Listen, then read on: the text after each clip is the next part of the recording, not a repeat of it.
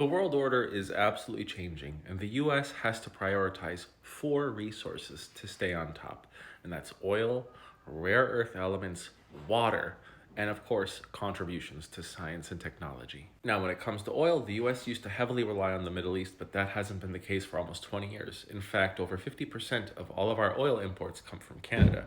But we also want to make sure that we have the monopoly over our at least Western Hemisphere, which means that the US wants to start again heavily involving itself in Venezuela and their neighbor Guyana, which is holding about 20 billion barrels of oil, as we know.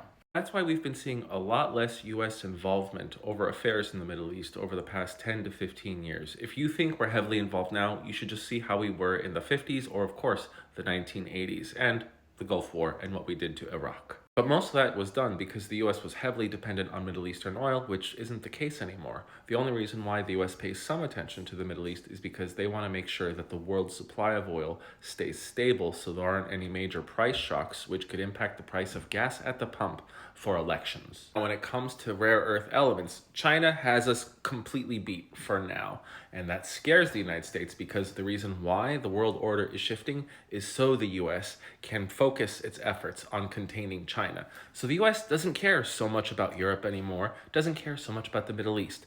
They want their own slice of the pie in the Western Hemisphere, and then they want to focus a lot of their efforts onto containing this guy. If you're curious about rare earths, all you have to know is that they go into every piece of modern technology that we use, especially when it comes to US military tech. So the US military doesn't like being so heavily reliant on China for these minerals, but let me tell you how much of a monopoly China has. 44% of all the world's rare earth reserves are in China. And what does the US have? 1.9%. Now, America has started discovering these ginormous deposits of rare earths, which means, okay, fine, if we can actually get our hands on it, China doesn't have the monopoly on the reserves, but they still have the monopoly on the refining of these rare earths. And we maybe have 1% of the world's refining capacity, while China has 85 to 95. But even though the US can't refine much of it right now, they still want to get their hands on it, which is why we have to start cozying up to Brazil. We're already being nice to India,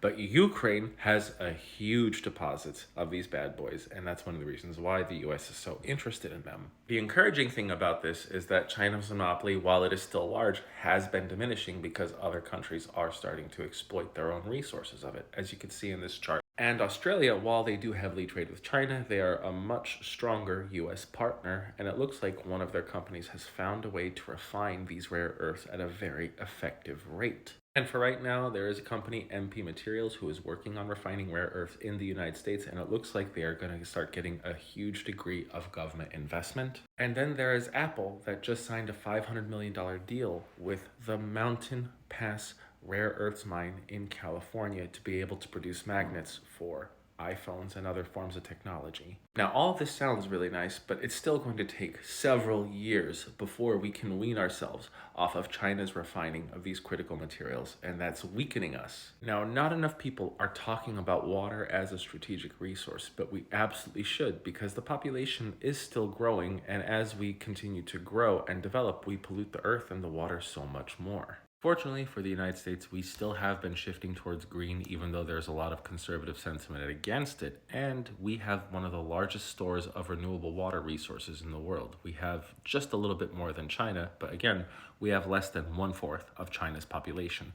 So the amount of renewable water resources compared to China per person is much higher for the United States, and even more so for Canada, our northern neighbor. The world is already racked with water shortages, and it's going to get much worse in the coming decades, of course, unless some new technology comes through that can easily desalinate the water in the oceans, and then we're okay. But for now, it's not looking good for the other 190 countries. Now, when it comes to science and technology, I know a lot of you guys aren't going to want to hear this, but nobody really comes close to the United States. Now, like I said, China has been catching up, but they still have about 1/3 of the top scientists that the United States does. They have 27,000, we have 71,300, and these are the higher tier scientists. Now, a lot of pro-China people say, well, look, China has more scientific publications than the United States, and they've been having it for well over 4 years. Okay, that's true. But aside from the frequent complaints of these Chinese journals being plagiarized from other sources, when I made a post about this 2 years ago,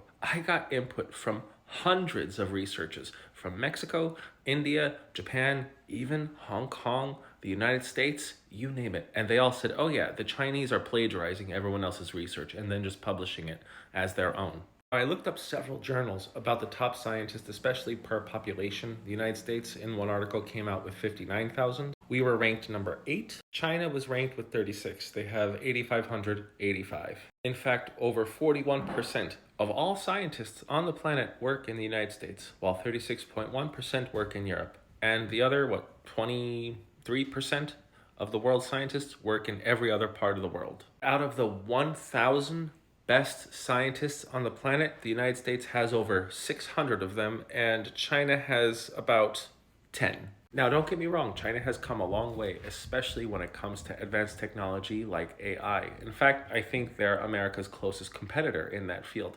But even when it came to their rival to ChatGPT, DeepSeek, if you actually use DeepSeek enough, you'll find out that a lot of it is just copied from OpenAI's algorithm. I'm going to sound very arrogant, but it's true.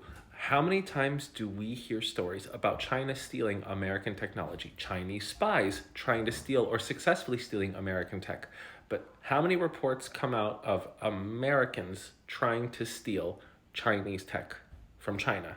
Now, one thing I will say that China is doing better than the United States with their technology is they are making it easily accessible for everybody and improving everyone's overall conditions, while the United States still has so much corporate greed that they just don't want it to happen because they don't get to profit as much. And we could take a page out of China's book for that. And I know this post is going to offend a lot of people. Maybe even that Mayfuzz guy is going to talk about it and say why I'm wrong. Yeah, Mayfuzz, he seems like a nice person. I mean, I don't know why he does that fake British accent. I mean, you take one look at him, you could clearly tell he's like probably from Northern Ohio and he works at Chick-fil-A. But a point that he brings up, which I agree with 100%, is now the United States is no longer this major sole superpower because of the new rivalry with China.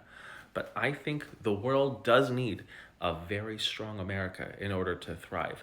But America needs a strong rival to keep it on its toes so we don't become completely reckless and irresponsible with our world responsibility. I don't know if the Great Recession of 2008 would have happened if there was a major power that America had to completely contend with. We cannot be financially reckless if we have to deal with a major economic and national security threat. So I do see the rising star of China as something that can be good for the world. And even though America is far ahead now, we don't know what'll happen in a couple of generations. Maybe our crappy educational system will finally get the better of us, or maybe our idiotic banking system will crush the value of the dollar, or even worse, the value of our debt. The only way we can be sure that doesn't happen is if we wake the heck up, start valuing our educational system, and start realizing that the best way we can vote and protest is through our dollars for the betterment of America's future. I am the Geo Husar. Let me know if you think there's another resource that I missed. Thanks for watching.